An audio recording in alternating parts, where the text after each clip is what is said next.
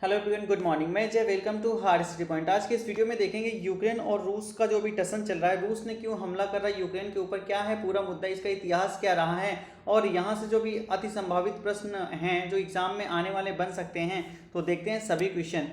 Ukraine, यहाँ पे होगा यूक्रेन। यूक्रेन में फंसे भारतीयों को निकालने के लिए भारत सरकार ने कौन सा ऑपरेशन चलाया? तो ऑपरेशन गंगा चलाया। ऑपरेशन देवी शक्ति की बात करेंगे तो ये अफगानिस्तान से भारतीयों को निकालने के लिए चलाया गया था। ऑपरेशन बंदर बालाकोट एयर स्ट्राइक के लिए चलाया गया था। ऑपरेशन वनीला मेडागास्कर को हेल्प पहुंचाने के लिए ऑपरेशन वनीला चलाया गया था। अब यहाँ पे बात कर लेते हैं कि आखिर रूस हमला क्यों कर रहा है यूक्रेन पर। तो पहले जो यूरोप की 15 देश हैं वो यूएसएसआर के नाम से जानी जाती थी। ठीक है, 15 कंट्रीज जो थी यूएसएसआर के नाम से जानी जाती थी। इस 15 कंट्रीज में कौन कौन से हैं?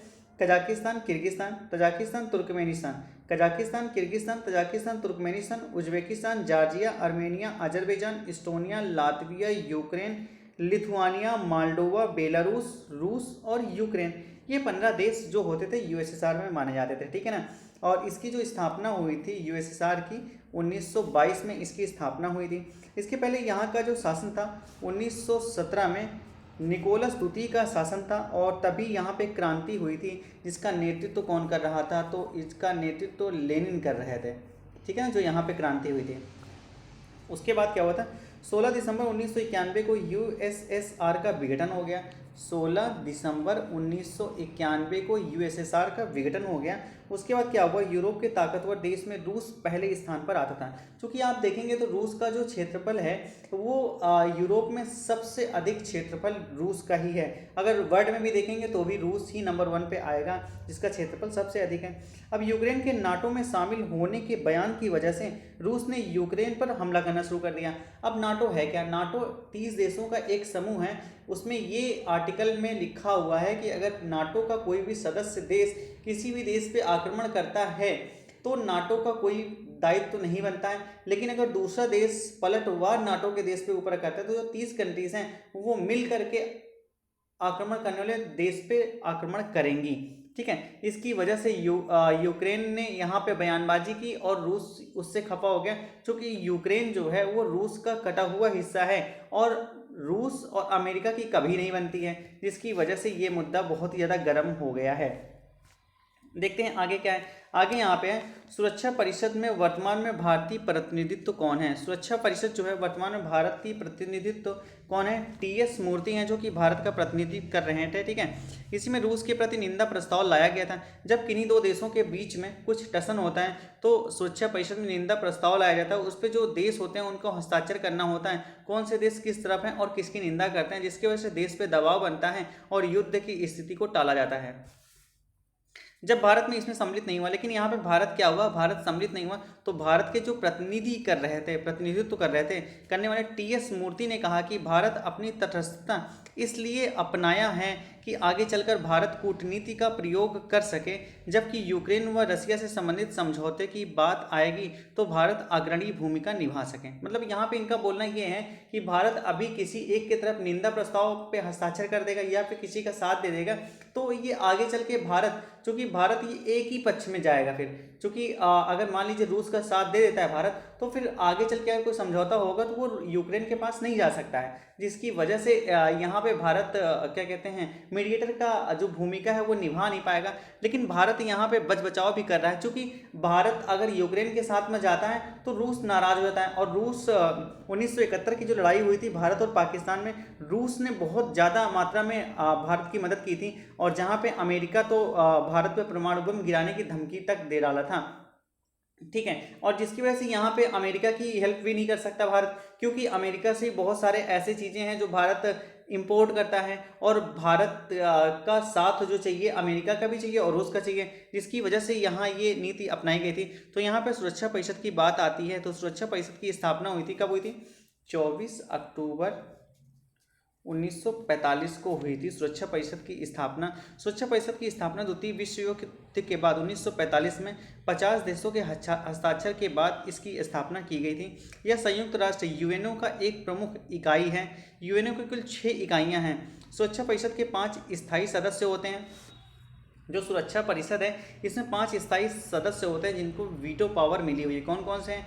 अमेरिका, ब्रिटेन, फ्रांस, रूस, चीन, ठीक है। और 10 अस्थायी सदस्य होते हैं। इसमें जो 5 स्थायी सदस्य होते हैं, ये एग्जाम में क्वेश्चन पूछे जाते हैं कि कौन कौन से देश हैं स्थायी सदस्य। वर्तमान में संयुक्त राष्ट्र संघ के प्रमुख कौन है? तो वर्तमान में जो संयुक्त राष्ट्र संघ के प्रमुख कौन है? एंटोनियो गुटेरेस हैं, जो कि कहाँ के हैं? पुर्तगाल के हैं। अगर यहाँ पे उप महासचिव की बात करेंगे तो अमीना जे मोहम्मद हैं उप महासचिव। और अब्दुल्ला शाहिद की बात करेंगे तो 76वें सत्र के जो अध्यक्ष थे वो अब्दुल्ला शाहिद ही थे। नेक्स्ट क्वेश्चन क्या बनता है? नगरों की माँ किसे कहा जाता है? तो नगरों की माँ कहा जाता है क्यों को कहा जाता है। यह यूक्रेन की राजधानी है और जिस पे रूस अभी आक्रमण कर रहा है। नेक्स्ट क्वेश्चन क्या बनता है? रूस ने क्रीमिया पर कब कब्जा किया? तो रूस ने क्रीमिया पर कब्जा किया था 2014 में। रूस ने 2014 में क्रीमिया पर कब्जा कर लिया था। और क्रीमिया ये काला सागर से लगा हुआ स्टेट है, ठीक है। जब इसने क्रीमिया पर कब्जा किया तो उस समय भी युद्ध हुआ था। तो यूक्रेन व रूस के मध्य एक समझौता हुआ जिसे क्या बोला जाता है? मिंट समझौता, मिन्स्क एग्रीमेंट के नाम से जाना जाता है, ठीक है। एग्रीमेंट के नाम से आता है। क्रीमिया पर कब्जा के बाद रूस को G8 ग्रुप ऑफ 8 के सदस्यता से इसे बाहर कर दिया गया था। तो यहाँ पर G7 के नाम से फिर से जाना जाने लगा था। और यहाँ पर G7 में कौन कौन सी कंट्री थी? Britain, France, Italy, Germany. Britain, France, Italy, Germany और उसके बाद जापान, अमेरिका, कनाडा, 7 कंट्रीज थी। और यहाँ पे रूस को अलग कर दिया गया था। उसके बाद यहाँ पर बात करेंगे नाटो की स्थापना कब हुई थी? NATO North Atlantic Treaty Organization, इसकी स्थापना हुई थी 1949 में हुई थी। और इसमें टोटल 30 देशों का एक समूह है। इनका कार्य क्या है वो तो हमने आपको पहले ही बता दिया था। और 30वां देश कौन सा है जो इसका सदस्य बना था? तो उत्तरी मैसिडोनिया है। इसकी जो हेडक्वार्टर है ब्रुसेल्स, बेल्जियम में है। और महासचिव कौन है? तो नाटो के जो महासचिव हैं दैट इज जेंस स्टोल्टेनबर्ग इसके महासचिव हैं। और यहाँ पे 30 देशों के समूह हैं। और 30 देश पर अगर कोई देश आक्रमण करता है तो यह 30 देश मिल करके उस पर आक्रमण करते हैं, ठीक है ना। और 30 देश की आर्मी एक दूसरे के देश में आ जा सकती है बिना किसी रोक टोक के। नेक्स्ट क्वेश्चन क्या है? यूरोपीय संघ में किस देश को शामिल करने की मंजूरी प्रदान कर दी है? जो यूरोपीय संघ है इसमें यूक्रेन को अभी हाल ही में अपना बयान जारी किया जिसमें बोला गया कि हम यूक्रेन को अपने यूनियन में शामिल करने की मंजूरी दे दी थी। और कुछ देशों की संख्या यूरोपीय यूनियन में टोटल 28 देश हैं, ठीक है। यूक्रेन को अगर मिला देंगे टोटल 28 देश हो जाएंगे। और यहाँ और इसकी डिटेल की बात करेंगे 2021 में ब्रिटेन इसमें बाहर निकल गया था जिसे क्या नाम दिया गया था? ब्रेक्जिट नाम दिया गया था। ब्रिटेन के अलग होने के बाद इसमें 27 देश हो गए थे, लेकिन यूक्रेन के शामिल करने के बाद इसमें 28 देश फिर से हो जाएंगे, ठीक है। और उसमें बात करते हैं इसकी स्थापना कब हुई थी? तो इसकी स्थापना 1958 में हुई थी। इसका भी हेडक्वार्टर ब्रुसेल्स, बेल्जियम में है। और इसके जो अध्यक्ष हैं, अध्यक्ष कौन है? उर्सुला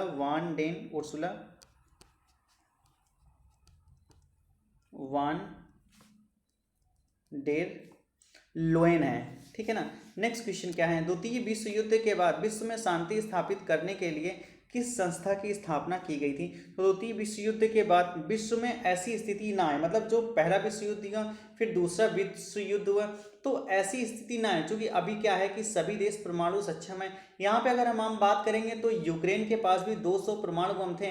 लेकिन जब ये समझौता हुआ था, कौन सा एग्रीमेंट हुआ था?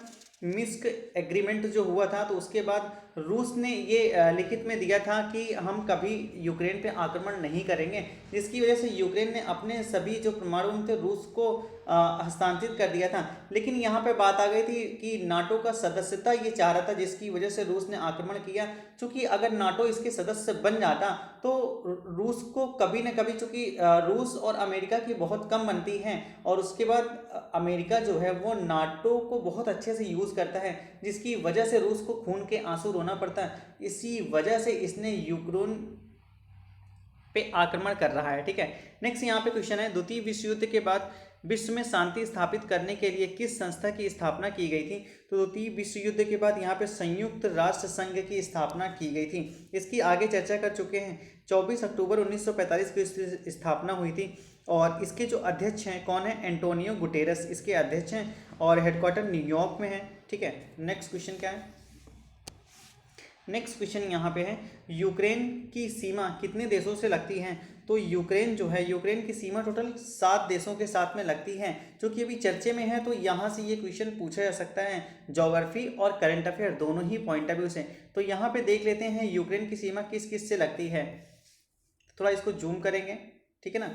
अगर जूम करेंगे तो यहाँ पे देखेंगे इस साइड कौन सा है, रसिया है, फिर यहाँ पे है बेलारूस, फिर यहाँ पे कौन सा है, पोलैंड है, और फिर उसके बाद पोलैंड के बाद अगर इधर देखेंगे तो कौन सा है, ये वाला हिस्सा, ये वाला है स्लोवाकिया, उसके बाद ये है हंगरी, फिर है रोमानिया, और ये क्या है, माल्डोवा, ठीक है ना। और उसके बाद यहाँ पे देखेंगे तो ये है ब्लैक सी, जिसका बॉर्डर भी लगता है, और यहाँ पे क्या है, एजोब सी, ठीक है ना, एजोब सी है, इसकी सीमा के साथ में ये लगता है। लेकिन यहाँ पे ये क्रीमिया वाला हिस्सा देखेंगे, यहाँ पे इस पर क्या, ये वाला क्रीमिया, ठीक है ना, ये क्रीमिया वाले हिस्से पे क्या कहते हैं, इसको किसी और कलर से करते हैं। यहाँ पे जो क्रीमिया वाला हिस्सा है, इस पे ऑलरेडी 2014 में रसिया ने अपने कब्जा जमा चुका है। और उसके बाद यहाँ पे अभी हाल फिलहाल में यहाँ 2 ऐसे राज्य हैं जिसको स्वतंत्र घोषित कर दिया है। और अब क्या कर रहा है रूस, यहाँ से तो हमले कर ही रहा है, उसके बाद यहाँ से भी हमला कर रहा है, और ये तो रूस का बॉर्डर ही लगता है, तो रूस यहाँ से भी हमला कर रहा है। और रूस का एक यहाँ एक संगठन है, उग्रवादी संगठन, जिसको यहाँ पे छूट दे दी गई है, तो रूस यहाँ से भी हमला कर रहा है। तो रूस इस टाइम ऐसा है कि यूक्रेन के ऊपर चारों तरफ से हमला कर रहा है। नेक्स्ट क्वेश्चन यहाँ पे देखते हैं, यूक्रेन के किन प्रांतों को रूस ने स्वतंत्र घोषित कर दिया? तो अभी हाल में देखा था कि यूक्रेन के क्रीमिया पे तो 2014 में ही इसको कब्जा कर लिया था, अपने कब्जे में ले लिया था। अभी हाल फिलहाल में इन दोनों स्टेट के ऊपर रूस ने कब्जा कर लिया है, डोनेस्क और लुहानस्क। नेक्स्ट क्वेश्चन क्या है, यहाँ पे देख लेंगे कहाँ पे है डोनेक्स और लुहानस्क। तो अभी हमने मैप में देखा था, ये है डोनेक्स, ठीक है ना, डोनेक्स है, और ये है लुहानस्क, डोनेक्स और लुहानस्क। नेक्स्ट क्वेश्चन, यूक्रेन की राजधानी क्यों किस नदी के किनारे स्थित है? तो जो यूक्रेन की राजधानी है वो स्थित है ड्नीपर नदी के किनारे, ठीक है ना। किस नदी के किनारे स्थित है? ड्नीपर नदी के किनारे स्थित है। वोल्गा की बात करते हैं तो यह यूरोप की सबसे लंबी नदी है। और राइन की बात करेंगे तो यह यूरोप की वरदान के नाम से जानी जाती है। और अगर यहाँ पे सीन नदी की बात करेंगे तो फ्रांस की राजधानी जो पेरिस है वो सीन नदी के किनारे स्थित है। नेक्स्ट यहाँ पे है, विश्व का अन्न भंडार या रोटी का डलिया किस देश को कहा जाता है? तो विश्व का अन्न भंडार या रोटी का डलिया यूक्रेन को कहा जाता है, क्योंकि यहाँ पे जो गेहूं का उत्पादन होता है वो सर्वाधिक होता है।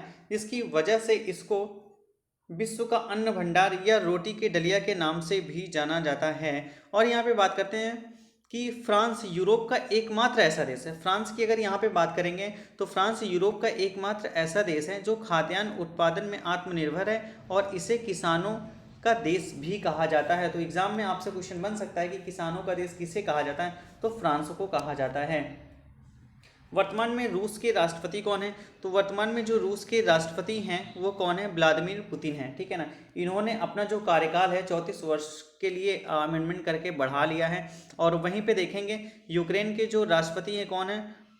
वोलोडिमीर जेलेंस्की, ठीक है। ये कहाँ के हैं? तो ये हैं यूक्रेन के प्रेसिडेंट।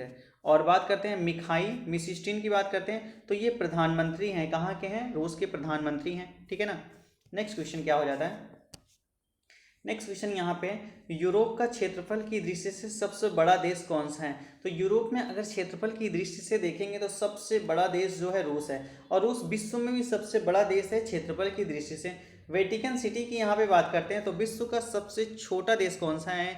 वेटिकन सिटी है, जो कि कितने हेक्टेयर में बसा हुआ है? मात्र 44 हेक्टेयर में यह देश फैला हुआ है, ठीक है। विश्व का सबसे ठंडा स्थान रूस के साइबेरिया में स्थित है, जिसको क्या बोलते हैं? ओम्याकोन गांव। क्या नाम है इसका? ओम्याकोन गांव है, जो विश्व का सबसे ठंडा स्थानों में गिना जाता है। यहाँ की अगर औसतन तापमान की बात करेंगे तो यहाँ पे -50 डिग्री सेंटीग्रेड तापमान रहता है। और 1924 में एक बार रिकॉर्ड किया गया था यहाँ पे -71 degree centigrade temperature. Next question क्या है यहाँ पे? नेक्स्ट क्वेश्चन है, वह कौन सा ऐसा देश है जो यूरोप और एशिया दोनों में आता है?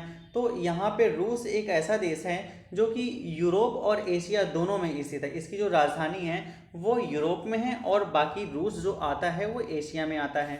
Next, thanks for watching guys. आपको बता दें कि करंट अफेयर के टॉपिक वाइज वीडियो देखने के लिए चैनल को सब्सक्राइब करें, वीडियो को लाइक और शेयर करना ना भूलें। वीडियो आपको कैसी लगी कमेंट सेक्शन में जरूर बताइए। Thank you.